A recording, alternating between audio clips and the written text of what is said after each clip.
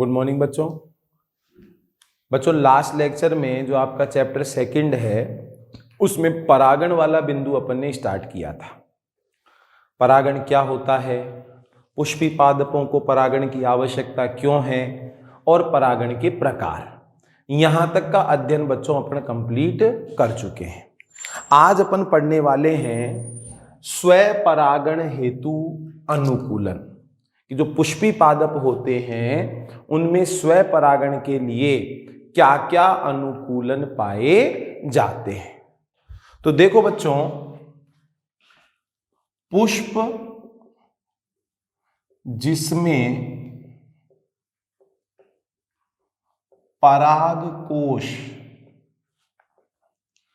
व वर्तिकाग्र अनावृत होते हैं। पुष्प जिसमें परागकोश व वर्तिकाग्र अनावृत होते हैं। अनावृत का मतलब क्या है, बिना ढके हुए होते हैं, खुले में होते हैं।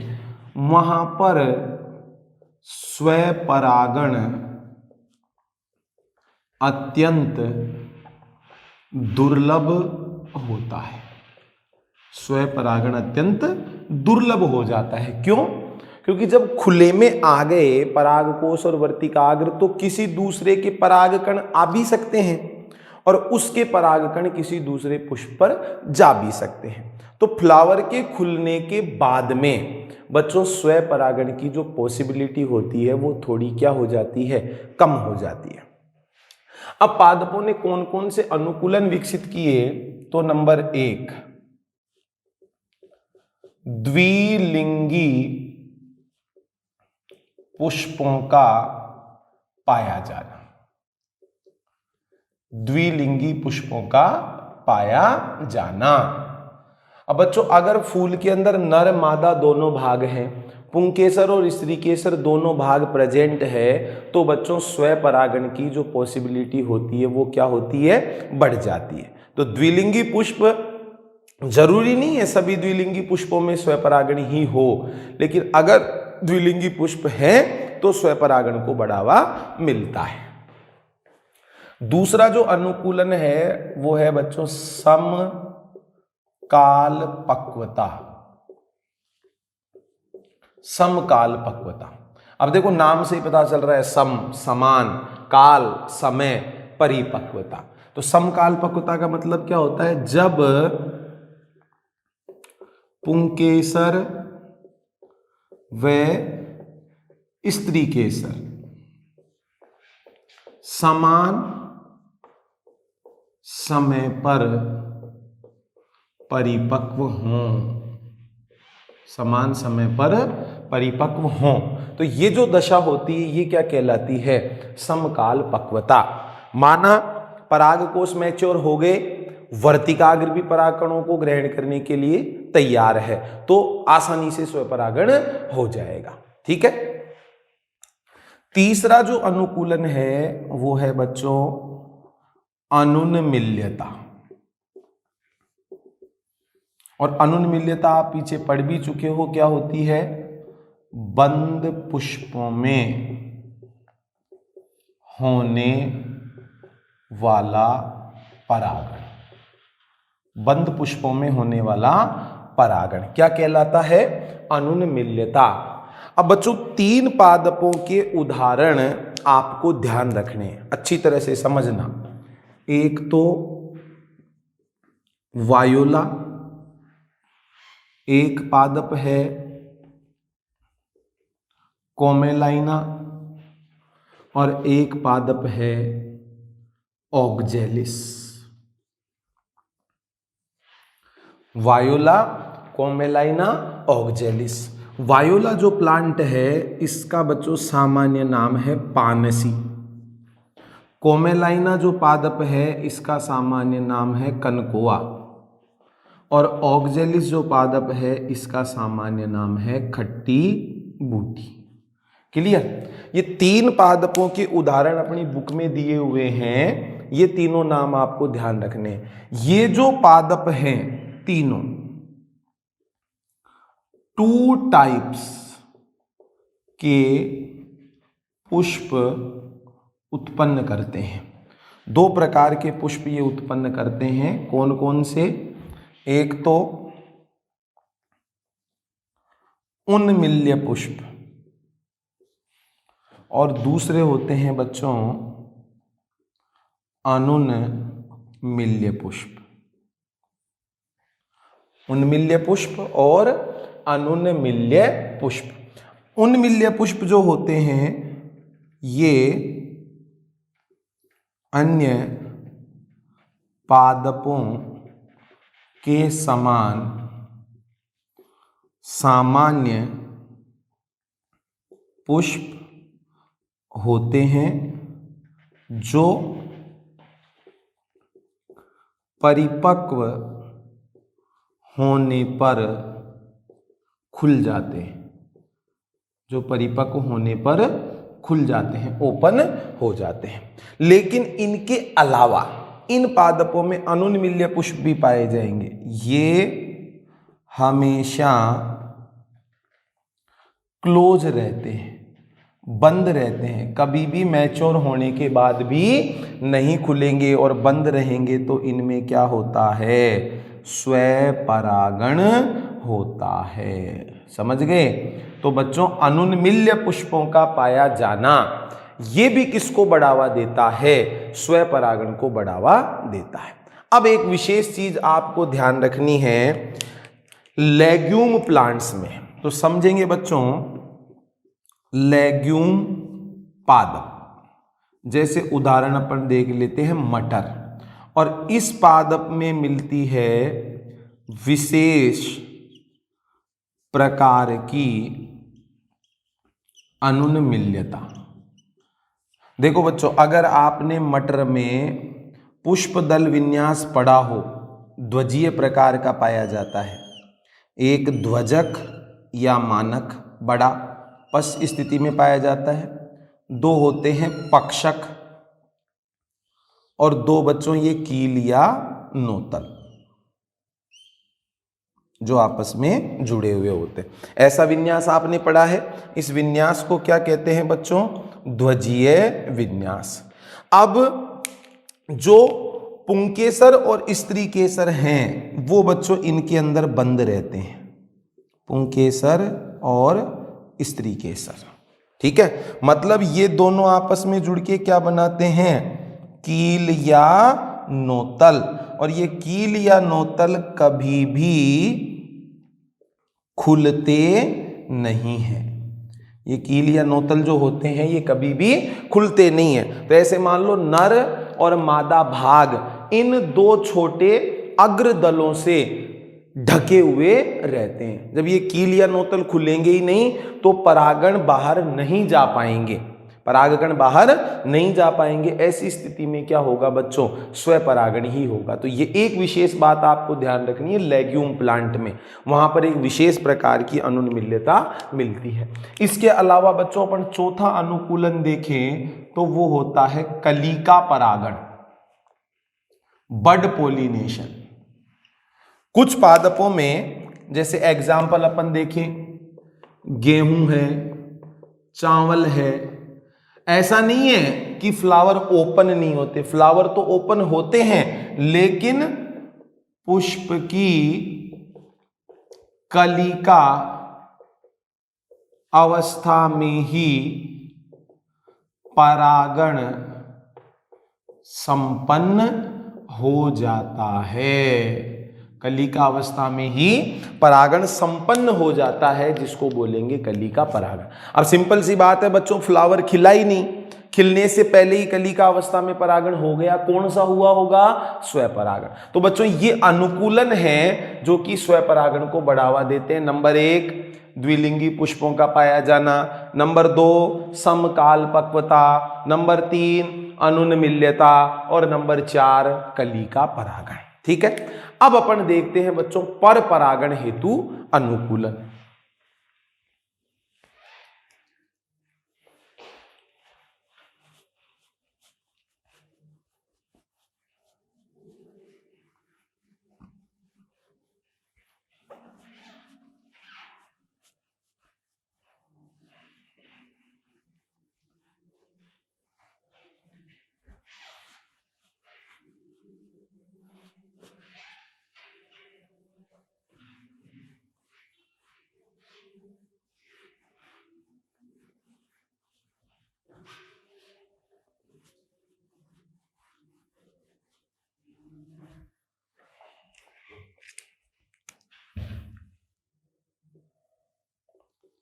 पर परागण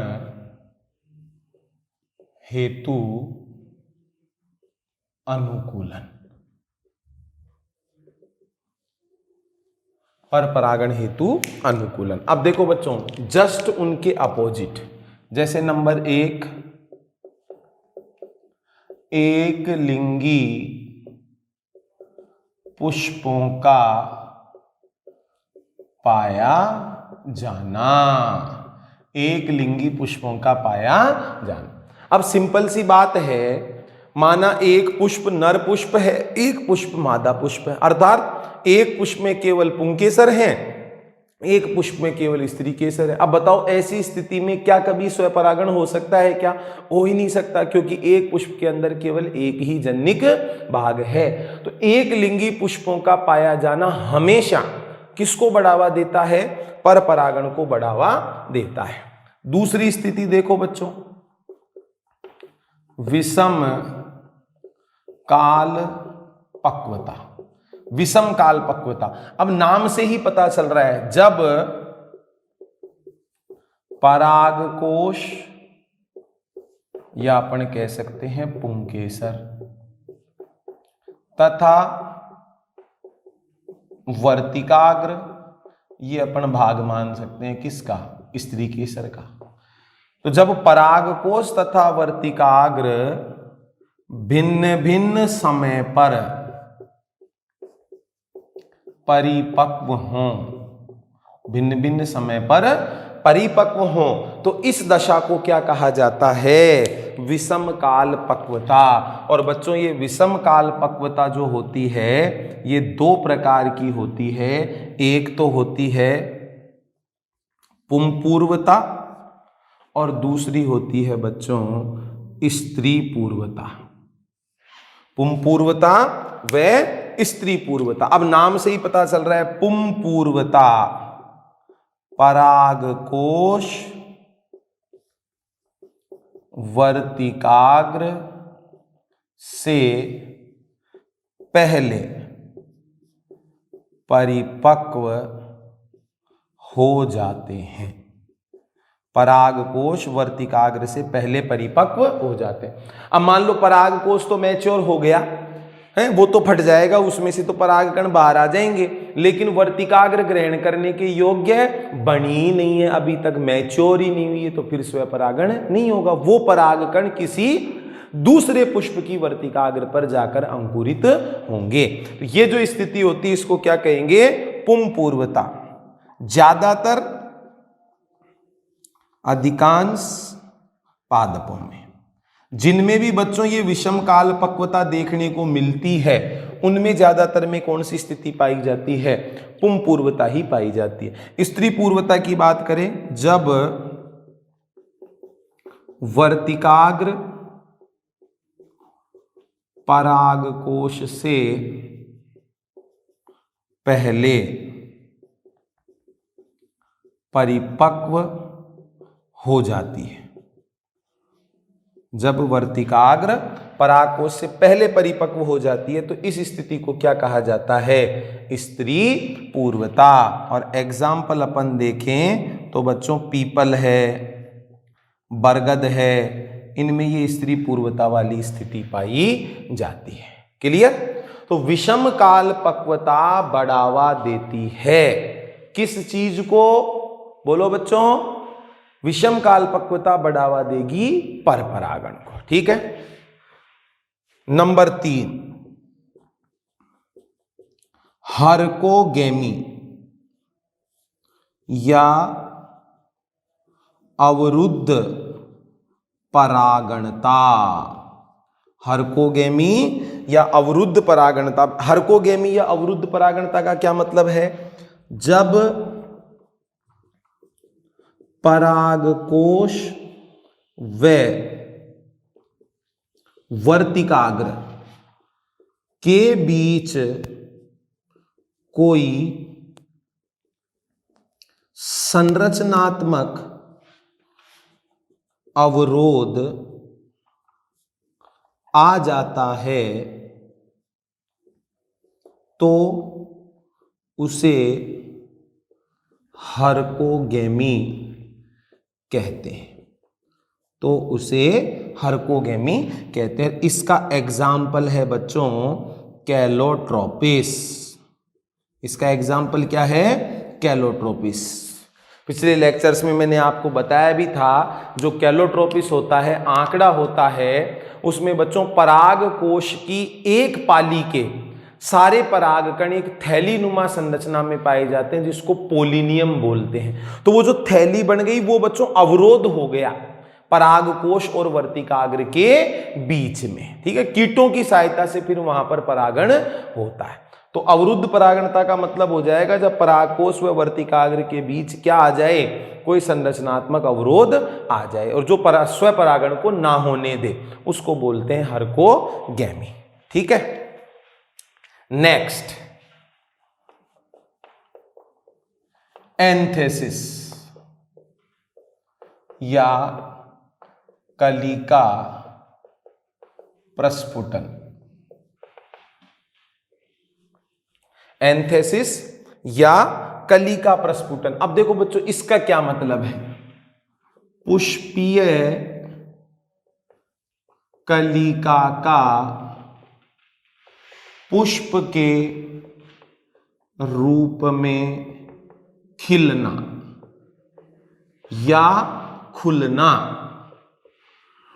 पुष्पीय कलिका का पुष्प के रूप में खिलना या खुलना, इसको क्या कहते हैं? एंथेसिस। अब सिंपल सी बात है, जब फूल बंद होता था, नहीं खुलता था, तो बच्चों किसको बढ़ावा मिलता था? स्वपरागण को। और माना पुष्पीय कलिका पुष्प के रूप में ओपन हो जाएगी तो फिर परपरागण को बढ़ावा मिलता है। तो कहीं ना कहीं जो ये एंथेसिस की प्रक्रिया होती है, ये भी बच्चों परपरागण को बढ़ावा देती है। नेक्स्ट, विषम वर्तिकात्व। विषम वर्तिकात्व। अब देखो बच्चों, विषम वर्तिकात्व का क्या मतलब होता है? जब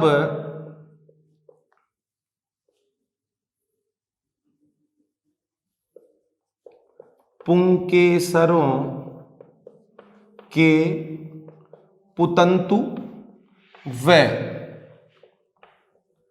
स्त्री केसर की वर्तिका की लंबाई में अत्यधिक भिन्नता पाई जाती है। जब पुंकेसरों के पुतंतु और वर्तिका की लंबाई में क्या होती है? भिन्नता होती है ज्यादा, इस स्थिति को क्या कहा जाता है? विषम वर्तिकात्व। देखो कैसे समझ सकते हैं।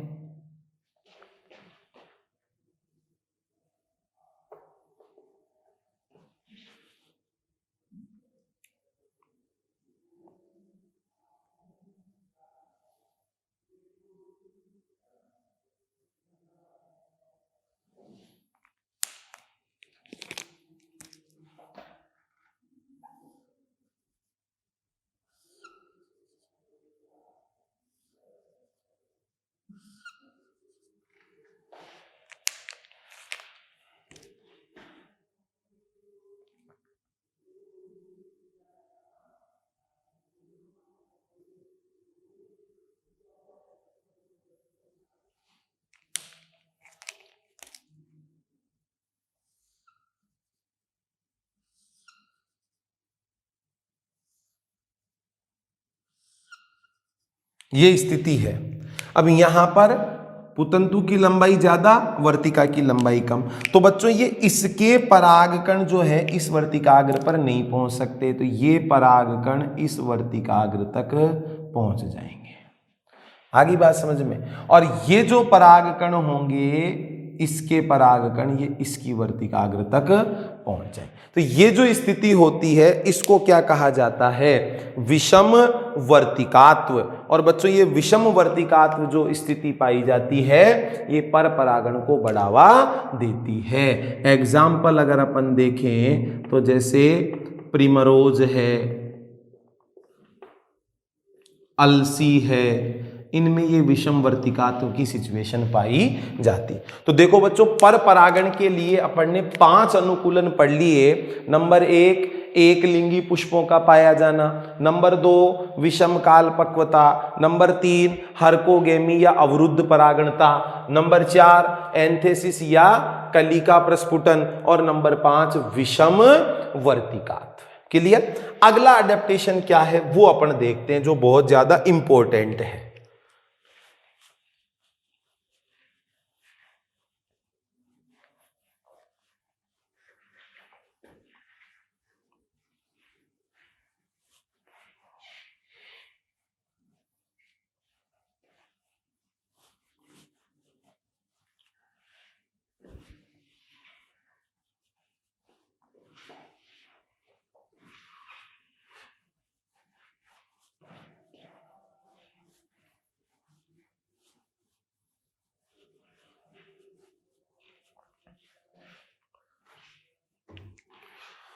देखो बच्चों, अगला अडेप्टेशन बहुत ज्यादा इंपॉर्टेंट है।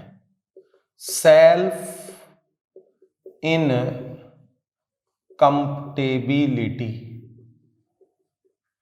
या सेल्फ स्टेरिलिटी। स्व असंगतता या स्व बंध्यता।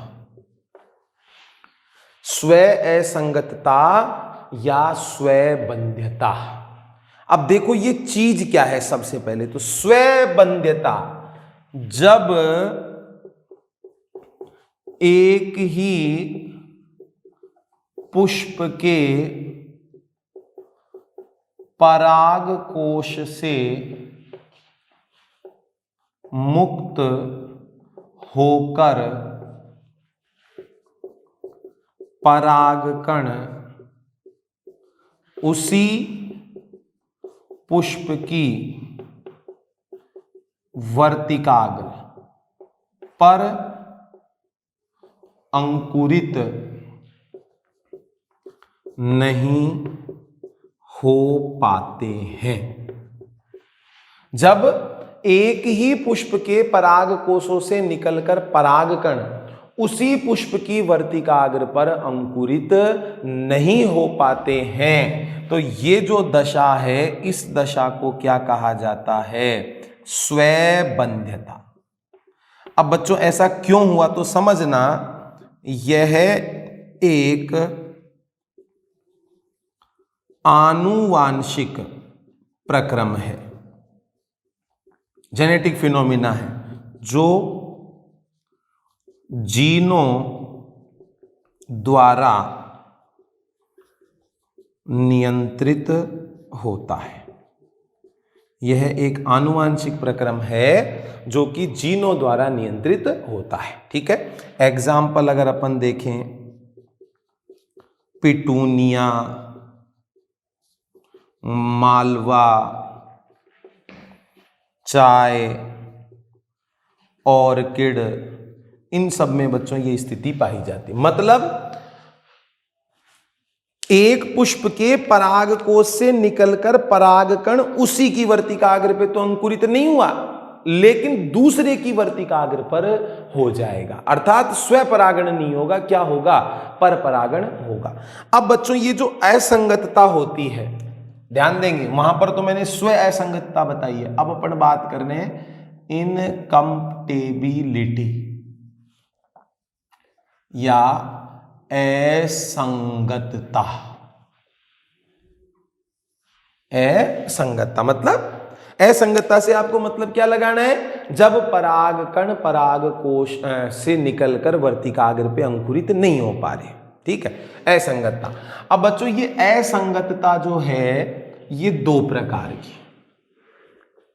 एक इंटर स्पेसिफिक इनकम्पटेबिलिटी, इंटर स्पेसिफिक इनकम्पटेबिलिटी, और एक होती है बच्चों इंट्रा स्पेसिफिक इनकम्पटेबिलिटी। क्लियर। अब देखो शब्दों पर ध्यान दो, यहां पर लिखा हुआ है इंटर स्पेसिफिक, यहां पर लिखा हुआ है इंट्रा स्पेसिफिक। ठीक है, इंटर स्पेसिफिक से मतलब क्या लगाना है, अलग अलग जाति के पादपों के बीच असंगतता, अलग अलग जाति के पादपों के बीच असंगतता। अब बताओ बच्चों, क्या प्रकृति में नॉर्मली ऐसा होता है क्या कि एक जाति का कोई पादप है, उसके पुष्पों के परागकण किसी दूसरी जाति के पादप के पुष्प की वर्तिका अगर पर अंकुरित हो जाए? क्या नेचर में ऐसा होता है? क्या नहीं होता है। मतलब ये जो चीज है ये प्राकृतिक रूप से पाई जाती है। ठीक है, प्रॉब्लम क्या है, ये इंट्रा स्पेसिफिक। इंट्रा स्पेसिफिक का क्या मतलब है,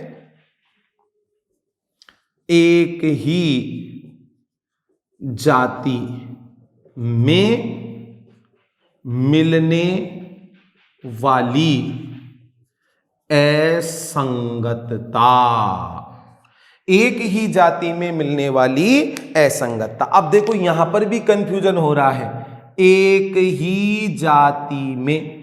अब एक ही जाति से मतलब ये नहीं है कि अंकुरित होंगे ही नहीं। इस स्थिति को देखो, एक ही पुष्प के पराग कोशों से मुक्त होकर परागकण उसी पुष्प की वर्तिका अग्र पर अंकुरित नहीं हो पाते, लेकिन दूसरे पर तो हो ही सकते हैं। तो ये जो इंट्रा स्पेसिफिक है, एक जाति तो अपन ने कह दिया, लेकिन अगर मान लो एक जाति के बीच होगा ही नहीं तो ऐसे तो परागण ही संपन्न नहीं होगा। तो वहां पर क्या स्थिति होगी, किसी दूसरे पुष्प का परागकण आएगा, किसी दूसरे पुष्प पर परागकण जाएगा, एक ही पुष्प के अंदर वो अंकुरित नहीं होगा। तो ये जो सेल्फ इनकम्पटेबिलिटी है ये बच्चों इंट्रा स्पेसिफिक इनकम्पटेबिलिटी है। अब अपन ने ये तो कह दिया कि साहब अंकुरित नहीं हो पा रहे, अब क्यों नहीं हो पा रहे वो देखो। ये जो इंट्रा स्पेसिफिक इनकम्पटेबिलिटी है ये दो प्रकार की होती है, स्पोरोफिटिक और गैमीटोफिटिक। बीजाणुद्भिद इंट्रा स्पेसिफिक इनकम्पटेबिलिटी और युग्मकोद्भिद इंट्रा स्पेसिफिक इनकम्पटेबिलिटी। मतलब क्या है देखो, जब यह असंगतता, जब यह असंगतता बीजाणुद्भिद वर्तिका के उत्तकों के कारण होती है। ऐसा मान लो बच्चों, पराग कोश वर्तिकाग्र पर अंकुरित नहीं हो पाया है ना, और वो उसके पीछे जिम्मेदार वर्तिका है, तो इसको कह देंगे बीजाणुद्भिद इंट्रा स्पेसिफिक इनकम्पटेबिलिटी। और जब यह असंगतता युग्मकोद्भिद पराग कणों के कारण होती है, युग्मकोद्भिद पराग कणों के कारण होती है, तो गैमीटोफिटिक। बच्चों एक चीज को याद करो, एक परागकण अपनी ही जाति की वर्तिकाग्र को पहचान कर उस पर अंकुरित हो जाता है। ठीक है, मतलब वो क्या दिखाते हैं, संगतता दिखाते हैं। इतने से शब्द पे ध्यान दो, कंपटेबिलिटी, संगतता दिखाते हैं। और इस काम के लिए प्रोटीनों की आवश्यकता होती है। तो वो जो संगत प्रोटीन होती है, वो संगत प्रोटीन याद करो, मैंने फंक्शन भी बताया था, कौन बनाती है, टैपिटम, कि परागकण अपनी ही जाति की वर्तिकाग्र को पहचान ले। अब माना एक परागकण उसी पुष्प की वर्तिकाग्र पर अंकुरित नहीं हो रहा है, क्या कहेंगे इसको, ये सेल्फ इनकम्पटेबिलिटी। अब इसके पीछे हो सकता है ऊतक वर्तिका के हों, हो सकता है ऊतक कोशिकाएं परागकण की हो। तो यदि वर्तिका की वजह से बाधा आ रही है तो वो स्पोरोफिटिक, और परागकण की वजह से बाधा आ रही है तो वो गैमेटोफिटिक। ये मैंने आपको पहले ही बता दिया कि यह एक आनुवांशिक प्रक्रम है जो जीनों द्वारा कंट्रोल होता है। मतलब बहु एलिल धारी, एस एलिल्स, बहु एलिल धारी जीनों द्वारा ये चीज क्या होती है, नियंत्रित होती है। ठीक है। अब सामान्यतः क्या होता है भाई, परागकण अपनी ही वर्तिकाग्र पर पहुंच गया और अंकुरित नहीं हुआ, तो देखो स्थिति क्या है, स्व परागण से जो परागकण आता है, अब ध्यान से समझना, स्व परागण से जो परागकण आता है उससे निर्मित हुई पराग नलिका की वृद्धि धीमी होती है। उससे जो पराग नली बनी है उस पराग नली की वृद्धि धीमी होती है, किंतु पर परागित परागकण की पराग नली तेजी से वृद्धि करती है, तेजी से वृद्धि करती है तथा जल्दी बीजांड में प्रवेश कर जाती है, तथा जल्दी बीजांड में प्रवेश कर जाती है। ये जो सिचुएशन होती है इसको कहा जाता है बच्चों प्रीपोटेंसी, कि भाई जो स्वपरागित परागकण है उसकी पराग नली की वृद्धि तो हुई धीमी, और जो परपरागित परागकण है उसकी पराग नली की वृद्धि हुई तेज, इसलिए वो जल्दी से ओव्यूल में एंटर हो जाएगी। तो वहां पर परागण किससे संपन्न हुआ, परपरागित परागकण से ही संपन्न हुआ है। तो बच्चों इस प्रकार से ये कंप्लीट होते हैं स्वपरागण तथा परपरागण के लिए पादपों में क्या क्या अनुकूलन पाए जाते हैं वो अपन ने पढ़ लिए। अब अपन देखते हैं बच्चों परपरागण की विधियां या परपरागण हेतु कारक, कौन कौन से कारक काम में लिए जाते हैं।